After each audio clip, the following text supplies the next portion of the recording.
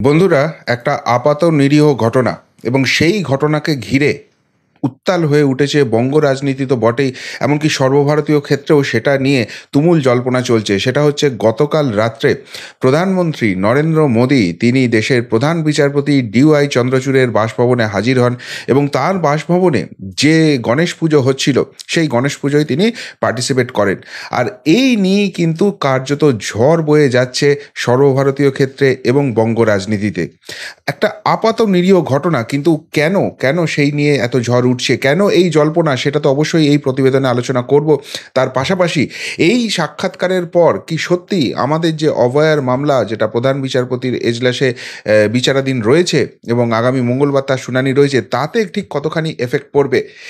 এই সাক্ষাৎকারের পর সত্যি দিদির কোনো লাভ ক্ষতি হলো? কতটাই লাভের পোর্শন, কতটাই ক্ষতির পোর্শন?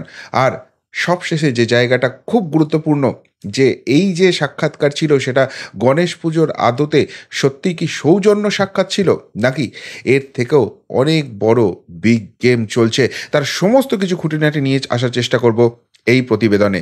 নমস্কার প্রিয় বন্ধু, মিডিয়ায় আপনাদের স্বাগত এবং আপনারা দেখছেন প্রিয় বন্ধু বাংলা, সত্যের সন্ধানে সর্বদা আমি শুদ্ধশীল। বন্ধুরা, প্রথমেই যে পয়েন্টটা নিয়ে আলোচনা করব, যে প্রধানমন্ত্রী নরেন্দ্র মোদী তিনি দেশের প্রধান বিচারপতি চন্দ্রচূড়ে ডিওয়াই চন্দ্রচূড়ের বাসভবনে হাজির হয়েছেন, সস্ত্রীক রয়েছেন প্রধান বিচারপতি সাহেব। এবং সেটা নিয়ে এত জল্পনা শুরু হওয়ার কি আছে? দেখুন, যেটা একটা মানে এটা কোনো রুল নয়, এটা কোথাও লেখা নেই, কিন্তু যেটা সার্বিক জায়গা সেটা হচ্ছে যে বিচারপতিরা বিচার করেন এবং তার কাছে যে বিচারগুলো হয় সেগুলোর ক্ষেত্রে বেশিরভাগ ক্ষেত্রেই যে মামলাগুলো হয় সেটা হচ্ছে স্টেট ভার্সেস অমুক, বা union territory of India versus অমুক, অর্থাৎ দেশ বা রাজ্যের বিরুদ্ধে এই মামলাটা হচ্ছে। ফলে সেই জায়গা থেকে বিচারপতিরা, যারা যে যে সেগমেন্টেই বিচারপতি চেয়ারে বসুন না কেন, তিনি জেলা জজ কোর্টও হতে পারেন, তিনি হাইকোর্টের বিচারপতি হতে পারেন, বা সুপ্রিম কোর্টের প্রধান বিচারপতিও হতে পারেন, তারা জেনারেলি সোশ্যাল গ্যাদারিং থেকে নিজেদেরকে একটু দূরে রাখেন। কেন? কেননা যেহেতু বিচারপতি চেয়ারে বসে রয়েছেন, তাকে তথ্য প্রমাণ নথি ইত্যাদির ভিত্তিতে সঠিক বিচারটা করতে হবে, নিরপেক্ষ বিচারটা করতে হবে। এবার কোনো সোশ্যাল গ্যাদারিং বা কোথাও তারা যদি একত্রিত হন, তাহলে একটা গুঞ্জন সবসময়ই শুরু হয়ে যায় যে তিনি সেই দিকে বায়াসড হয়ে কি কোনো রায় দিচ্ছেন, হয়তো তথ্য প্রমাণের ভিত্তিতেই তিনি দিচ্ছেন, কিন্তু তা সত্ত্বেও এই প্রশ্নটা ওঠে। এবং চন্দ্রচূড় সাহেবকে নিয়ে এই প্রশ্ন কিন্তু বারবার উঠেছে, কেননা আপনারা জানেন যে সাম্প্রতিক অতীতে তিনি কলকাতায় এসেছিলেন, কলকাতার যে বার লাইব্রেরি রয়েছে সেই সংক্রান্ত একটা অনুষ্ঠানে যোগ দিতে, এবং সেখান থেকে জল্পনা হয় তিনি নাকি এই রাজ্যের মুখ্যমন্ত্রীর সঙ্গে কোনো এক বেসরকারি একটি হোটেলে দীর্ঘক্ষণ বৈঠক করেন। এবং আমরা দেখেছি যে এই রাজ্যের যে মামলাগুলো যায়, যেখানে রাজ্য সরকার পরিষ্কার অস্বস্তিতে পড়বে বলে বোঝা যায়, সেই মামলার শুনানি হয় না। ফলে এই নিয়ে সকলের মনেই প্রশ্ন আছে। এখন নরেন্দ্র মোদীও যেহেতু ওখানে পৌঁছেছেন, অনেক মামলা সেখানে আছে যেটা নরেন্দ্র মোদী সরকারের এগেনস্টে যাচ্ছে বা কিছু, সেই জায়গা থেকে এগুলো নিয়েও কিন্তু গুঞ্জন শুরু হবে। তাছাড়া অতীতে কিন্তু এরকম কোনো নজির নেই যেখানে দেশের প্রধানমন্ত্রী আর কারুর কারুর এরকম বাড়িতে গণেশ পুজো হচ্ছে সেখানে তিনি উপস্থিত হচ্ছেন। ফলে অবভিয়াসলি জল্পনা শুরু হয়েছে। বা সবথেকে বড় কথা, রিসেন্টলি বেশ কিছু মামলা দেখা গেছে যেগুলো পশ্চিমবঙ্গের ক্ষেত্রে তো প্রযোজ্য বটেই, সর্বভারতীয় ক্ষেত্রে সেখানেও কিন্তু অনেকটা অনেকটা ইম্পর্টেন্স রয়েছে। এবং সেই মামলায় যে রায়দানগুলো হয়েছে বা যে যে অবজারভেশন সুপ্রিম কোর্ট পাশ করেছে, যে অবজারভেশন প্রধান বিচারপতি ডিওয়াই চন্দ্রচূড় দিয়েছেন, সেটা কিন্তু সাধারণ মানুষকে খুশি করতে পারেনি। আর তাই জল্পনা যেটা বাড়ছে বা জল্পনা যেটা চলছে, যে সত্যিই এটা কি একটা আপাত নিরীহ সৌজন্য বৈঠক ছিল? সত্যিই ডিওয়াই চন্দ্রচূড়ের বাড়ির গণেশ পুজোতে পার্টিসিপেট করার জন্যই প্রধানমন্ত্রী গিয়েছিলেন, নাকি সেই সৌজন্য সাক্ষাতের আড়ালে কিছু এমন আলোচনা হয়েছে যেটা আগামী দিনে জাতীয় রাজনীতি, রাজ্য রাজনীতি বা সার্বিকভাবে ভারতের যে সার্বভৌমত্ব রয়েছে সেখানে একটা বড় এফেক্ট হবে? তার কারণ হয়েছে একাধিক মামলা রয়েছে, যেমন ধরুন কলেজিয়াম সিস্টেম। এই কলেজিয়াম সিস্টেমের মাধ্যমে যে প্রধান বিচারপতি নিয়োগ হয়, সেই সিস্টেমটাকে কিন্তু নরেন্দ্র মোদী সরকার তুলে দিতে চায়, এবং তারা যে জায়গাটা করতে চান সেটা হচ্ছে যে প্রধান বিচারপতি চেয়ারে যিনি বসবেন সেটা কিন্তু কার্যত কেন্দ্র সরকার ঠিক করবে। এই কলেজিয়াম সিস্টেমের উপর আর ডিপেন্ডেন্সি হবে না। সেটা সমস্ত কিছু পাশ হয়ে গেলেও সেটা আটকে রয়েছে সামগ্রিকভাবে সুপ্রিম কোর্টে। তারা এই কলেজিয়াম সিস্টেমটাকে শেষ করতে চান না। তো এই সমস্ত কিছু নিয়ে কিন্তু জল্পনাটা শুরু হয়ে গেছে। যে অতীতে নরেন্দ্র মোদীকে এইভাবে দেখা যায়নি, কোনো দেশের প্রধানমন্ত্রীকে এইভাবে প্রধান বিচারপতির বাসভবনে গিয়ে পূজা উপলক্ষে যোগদান করতে দেখা যায়নি। আর সেই জন্যই কিন্তু এখানে জল্পনাটা শুরু হয়ে গেছে। এবার প্রশ্ন যেটা উঠছে যে এই যে সাক্ষাৎকার রয়েছে, এই সাক্ষাৎকারের সঙ্গে কি অভয়া মামলার সত্যিই কোনো যোগ আছে, বা অভয়া মামলা এটাতে কোনো রকমই কি এফেক্টেড হবে? দেখুন, অভয়া মামলার একটা বেসিক জিনিস কিন্তু আপনাদের বুঝতে হবে। অনেকেই যেটা ভুল করছেন এবং যে কারণে সুপ্রিম কোর্টের উপর রাগ হচ্ছে, প্রধান বিচারপতিকেও অনেকে গালিগালাজ করছেন, সেই জায়গাটায় অত্যন্ত ক্লিয়ার করে দিতে চাই। এই মামলায় সুপ্রিম কোর্ট যেটা করছে সেটা কিন্তু অভয়া মামলার অ্যাকচুয়াল বিচার করতে সুপ্রিম কোর্ট বসেনি। আমরা বেসিক ভুলটা এখানেই করছি, এবং সেই জন্য কেন সন্দীপ ঘোষকে ফাঁসির অর্ডার দেওয়া হচ্ছে না, কেন সন্দীপ ঘোষের যে বস আছে তাকে আইডেন্টিফাই করার জন্য জোর দেওয়া হচ্ছে না, সেইখানে কি বাঁচানোর চেষ্টা করা হচ্ছে, এই ধরনের প্রশ্ন হচ্ছে। এখানে 3টে সেগমেন্টে মামলাটা শুনানি হচ্ছে, বা সুপ্রিম কোর্ট যেটা এখানে মামলাটা সুমোটো নিয়েছে সেখানে 3টে সেগমেন্ট দেখছে। এক, প্রাথমিকভাবে যে অভিযোগটা উঠেছিল যে রাজ্য প্রশাসন এবং কলকাতা পুলিশ মিলে অভয়া মামলার তথ্য প্রমাণ লোপাট করে আসল দুষ্কৃতীদের বাঁচানোর চেষ্টা করছে, যার বিচার অলরেডি কলকাতা হাইকোর্টের প্রধান বিচারপতি করেছেন, এবং সেই জায়গা থেকে সেরকমই তার মনে হওয়ার জন্য তিনি মামলাটা সিবিআইয়ের হাতে তুলে দিয়েছেন। এই সিবিআইয়ের হাতে তুলে দেওয়া মামলাটা কি জাস্টিফাইড ছিল নাকি সেটা আনজাস্টিফাইড ছিল, সেই জায়গাটা বিচার করেছেন, তার বিচার চলছে, এবং সেই জন্য কিন্তু কপিল সিব্বাল, কলকাতা পুলিশ, রাজ্য সরকার প্রত্যেককেই কিন্তু ধাঁতানি খেতে হচ্ছে। 2 নম্বর যে জায়গাটা হচ্ছে, সিবিআই যে তদন্ত করছে সেই তদন্ত কি সঠিক পথে চলছে, সেই তদন্ত করে সিবিআই কি কোনো রকম কোনো অগ্রসর করছে, সেই তদন্তে কি কোনো বাধা হচ্ছে, সেটার জন্য সিবিআইকে স্ট্যাটাস রিপোর্ট দিতে বলা হচ্ছে, এবং সেই রিপোর্ট দেখার পর কিন্তু সেই সিবিআইকে কোনো ভর্ৎসনা করা হয়নি, বা তোমরা তদন্ত করতে পারছো না, এই জায়গাটা বলা হয়নি। 3 নম্বর যে জায়গাটা দেখছে সুপ্রিম কোর্ট সেটা হচ্ছে, এই অভয়া কাণ্ড এটা একটা অবশ্যই খুব হৃদয় বিদারক ঘটনা, কিন্তু এই রকমের ঘটনা শুধু পশ্চিমবঙ্গ নয়, সারা ভারতবর্ষে হওয়ার সম্ভাবনা রয়েছে। ফলে মেডিকেল ফ্র্যাটার্নিটি যারা রয়েছেন তাদের জন্য একটা সার্বিক গাইডলাইন, একটা সার্বিক জায়গা তৈরি করে দেওয়ার জায়গা রয়েছে। সেই জায়গাটা সুপ্রিম কোর্ট কতখানি ইন্টারভেন করতে পারে, এবং সত্যিই আগামী দিনে যাতে সারা ভারতবর্ষের কোথাও এরকম অভয়ার মতো ঘটনা বা এই টাইপের থ্রেট কালচার যাতে না হয়, সেই জায়গাটা সুপ্রিম কোর্ট দেখছে। ফলে অভয়া মামলার সঙ্গে কিন্তু সরাসরি সুপ্রিম কোর্টের কোনো যোগ নেই। যারা অপরাধী তাদেরকে ধরা, তাদেরকে ফাঁসি দেওয়া, এই বিচারগুলো হবে সিবিআইয়ের কোর্টে। তাহলে এই অভয়া মামলায় এই আলোচনার পর কেন এটা এফেক্ট হবে, তার কারণ হচ্ছে, আপনারা জানেন যে পশ্চিমবঙ্গের যারা জুনিয়র ডাক্তার রয়েছেন তারা কিন্তু কর্মবিরতি চালিয়ে যাচ্ছেন, এবং সেই কর্মবিরতি তুলে দেওয়ার জন্য প্রধান বিচারপতি ডিওয়াই চন্দ্রচূড় তিনি কিন্তু নির্দেশ দিয়েছিলেন। তিনি বলেছিলেন তার পরের দিন বিকেল 5টার মধ্যে যদি কাজে যোগদান না করে, রাজ্য সরকারের কাছে কিন্তু শাস্তি দেওয়ার সমস্ত জায়গা রয়েছে, আর সেইটাকেই অস্ত্র করে রাজ্য সরকার কিন্তু দমনপীড়নের পথে যেতে পারে।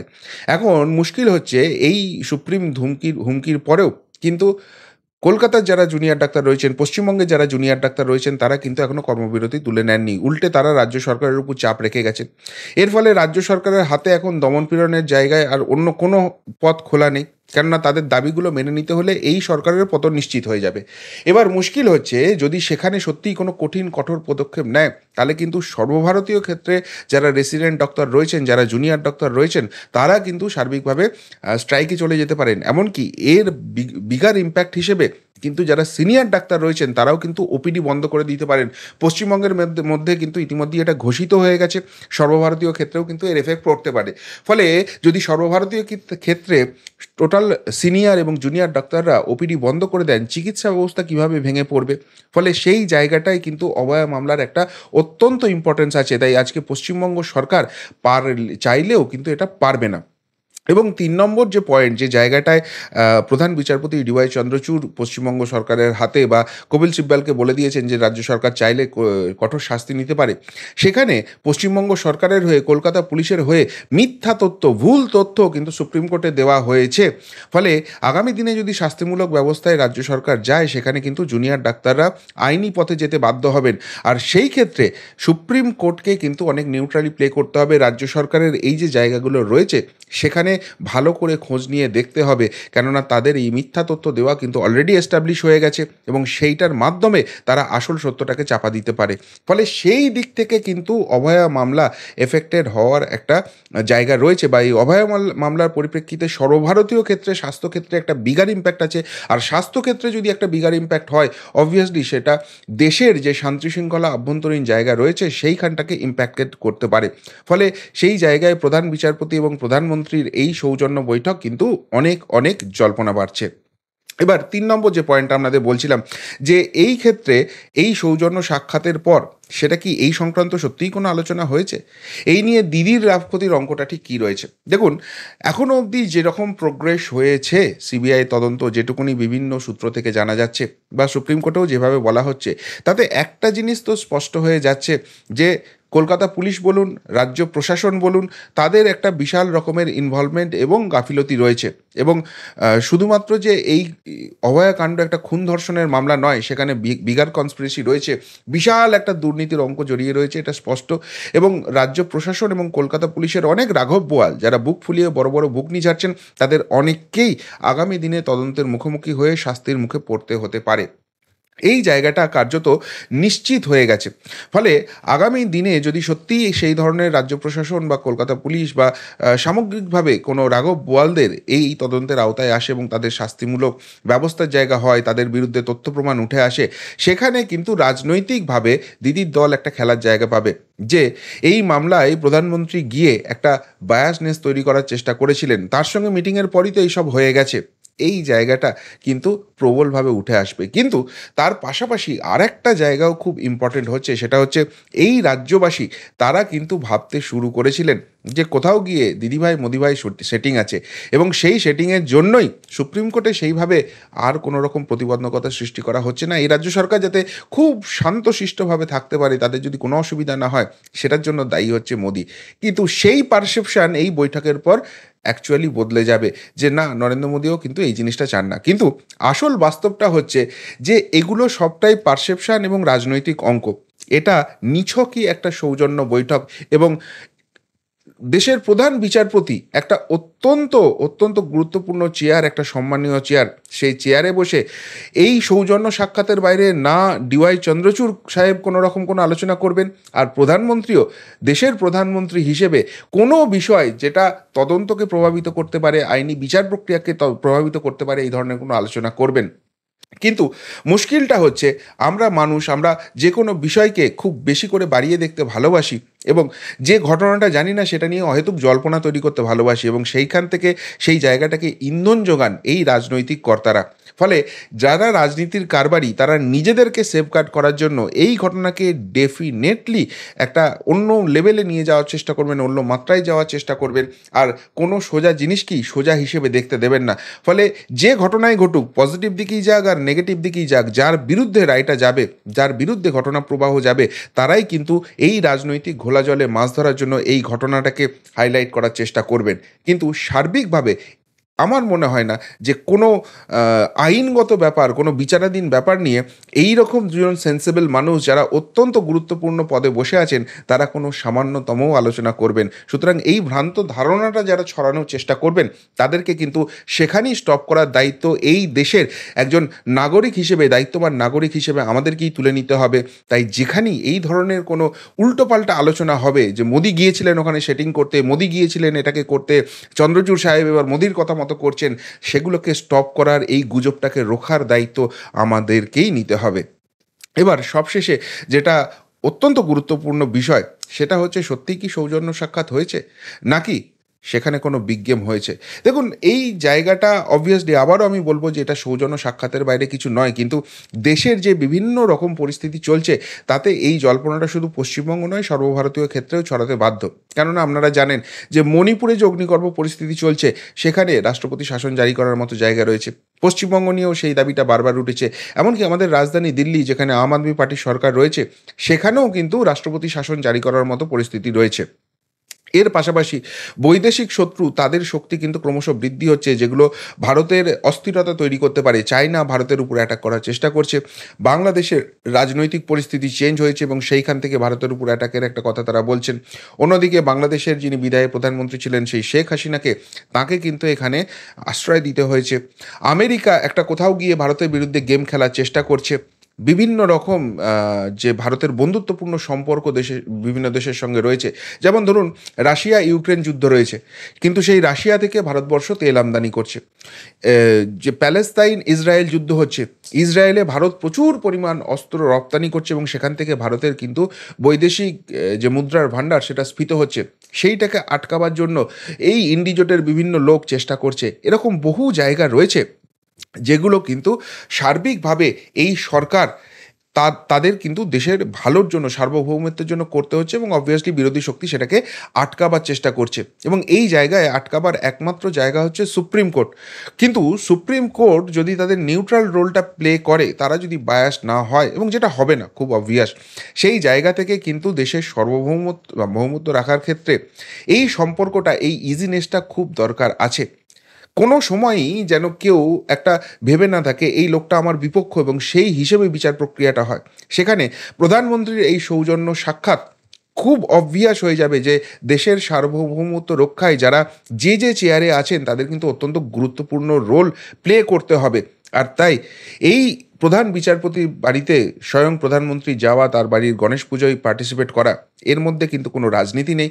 এর মধ্যে শুধুমাত্র সৌজন্য সাক্ষাৎ রয়েছে এবং সেই সৌজন্য বিনিময় আগামী দিনে ভারতের সার্বভৌমত্ব রক্ষা করার জন্যই একটা বড় রোল প্লে করবে। তাই সব মিলিয়ে যারা ভাবছেন যে কোথাও গিয়ে অভয়া মামলাকে এফেক্ট করার জন্য বা বিভিন্ন যে ভারতের সিচুয়েশন রয়েছে সেটাকে এফেক্ট করার জন্য এই ঘটনা ঘটানো হচ্ছে, এটা যারা রাজনীতি করেন, যারা বেকায়দায় পড়ে আছেন, যারা অন্যায় করেছেন এবং একটা করে এই ধরনের গুজব ছড়িয়ে দিয়ে ঢাল করে নিজেদের জায়গাটাকে ঠিক করার আছে, তারাই একমাত্র করবেন। কিন্তু আমরা সাধারণ নাগরিক, আমরা দায়িত্ববান নাগরিক, আমরা ভারতবাসী, আমরা ভারতের ভালো চাই। যারা এই গুজবটা ছড়ানোর চেষ্টা করবেন, যে রাজনীতির কারবারিরা করবেন, তাদেরকে সেখানেই অন দ্য স্পট স্টপ করানোটা দরকার আছে।